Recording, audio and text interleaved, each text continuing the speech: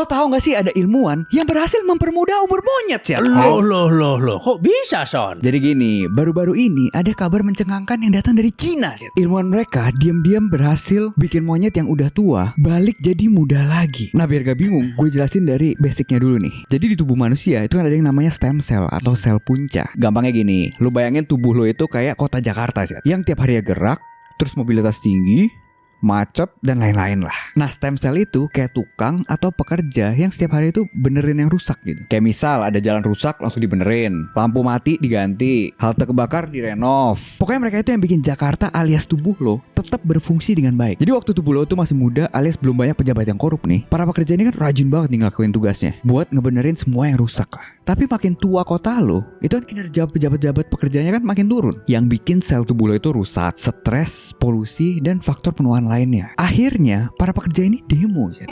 Demo. Ada yang mau kerja, bahkan ada yang rusak fasilitas sendiri. Nah disitulah penuaan mulai terjadi. Tubuh lo jadi gampang sakit, sel-sel malas regenerasi, jaringan gak sekuat dulu, dan akhirnya tubuh lo mulai kelihatan tua, lemah.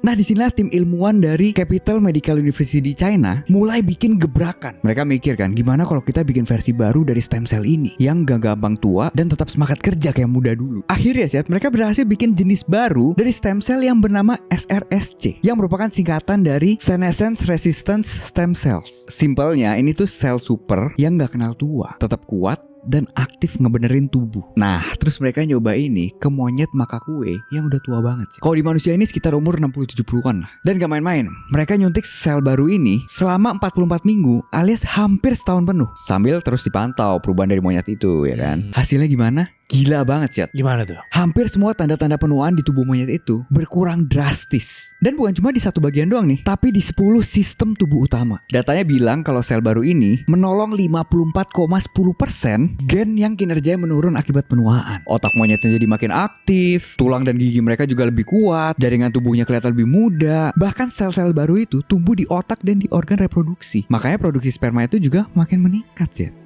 Padahal makin tua. Akhirnya sel-sel di tubuhnya itu bukan cuma bertahan hidup lebih lama, tapi beneran balik ke mode bujangan dia. Yang lebih gila lagi nih, gak ada efek samping yang serius. Gak ada demam, gak ada tumor, gak ada organ yang rusak lah. Tapi ya tetap ada catatan pentingnya. Apa nih? Ini baru diuji di monyet, belum ke manusia beneran.